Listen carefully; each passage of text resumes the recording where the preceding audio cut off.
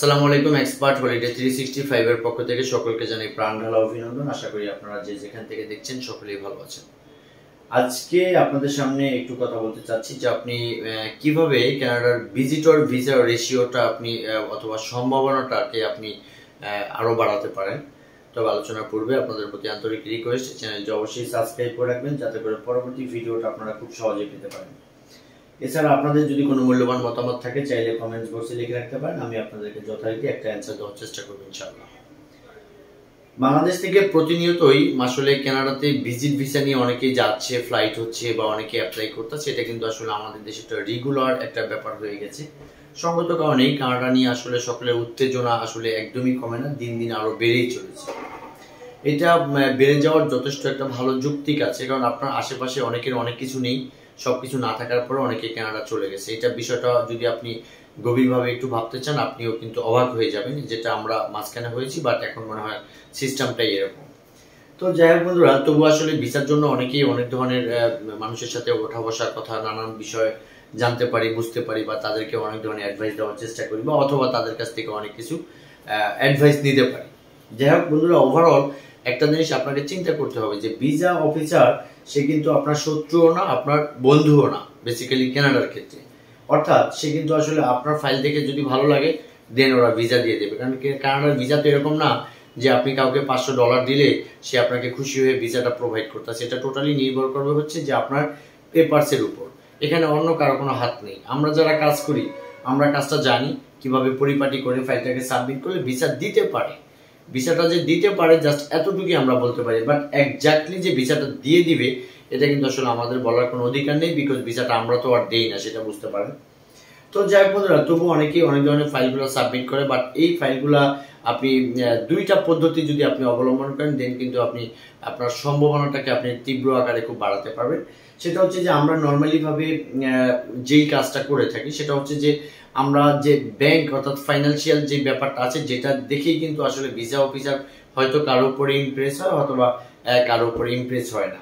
অর্থাৎ আপনি বাংলাদেশে এস্টাবলিশড কিনা, অর্থাৎ ওইটার মাঝেই কিন্তু ফাইন্যান্সিয়াল ব্যাপারটা পড়ে যায়।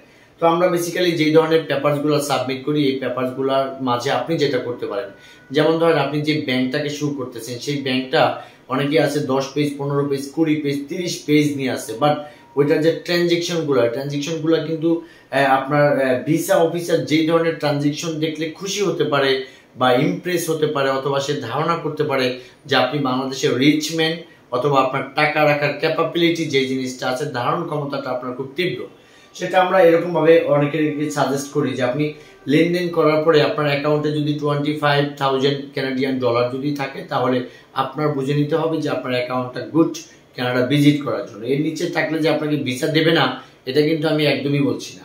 আরেকটা ব্যাপার হচ্ছে যে আমরা বর্তমান সময়টাতে যেটা বড় একটা ভুল করে বসে থাকি, কানাডা ভিজিটর ভিসার ক্ষেত্রে আপনার ফ্যামিলি ফর্ম এবং অ্যাপ্লিকেশন ফর্ম এই দুটো জিনিস কিন্তু ভেরি ইম্পর্টেন্ট একটা সাইট কানাডা ভিজিট ভিসার ক্ষেত্রে। সো এইগুলো আমরা যতটুকু দেখতে পারি, অর্থাৎ প্রত্যেকটা ফর্মের ভিতরে আপনার অনেক প্রশ্নের অ্যান্সার থাকে। অর্থাৎ আপনি কানাডাতে গেলে কত ডলার খরচ করবেন, আপনার ইন্টেনশনটা কি, অথবা আপনার এটার সাথে আপনার ইনক্লুড হচ্ছে আপনার কাভার লেটারটা।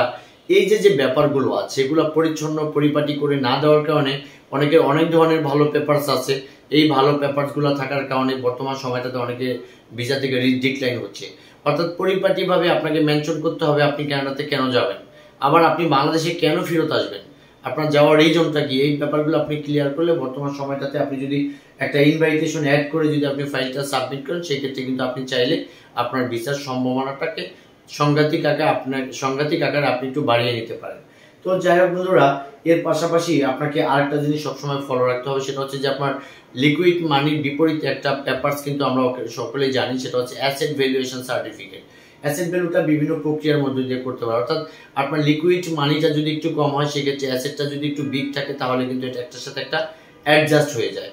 এই দিকগুলো যদি আপনি ফলো করে দিতে পারেন আই হোপ আপনারা বর্তমান সময়টাতে কানাডাতে ভিসা পাবেন। আপনারা জানেন যে আমি নিয়মিতভাবে কানাডার ভিজিটর ভিসার ফাইলগুলো প্রসেস করি। এই রিলেটেড কোনো প্রশ্ন থাকলে স্ক্রিনে দেওয়া নাম্বারে যোগাযোগ করতে পারেন, অথবা যদি আপনাদের ফাইল প্রসেসের কোনো প্রয়োজন হয় তাহলে সরাসরি আমাদের অফিসে চলে আসতে পারবেন, অথবা চাইলে লিগেল অথেন্টিক ইনভাইটেশন আমাদের কাছ থেকে গ্রহণ করতে পারবেন। তো বন্ধুরা, সকলে ভালো থাকবেন, সকলে সুস্বাস্থ্য কামনা করি। অন্য কোনো দিন অন্য কোনো দেশের ভিসা সংক্রান্ত বিষয় নিয়ে কথা বলবো। আসসালামু আলাইকুম।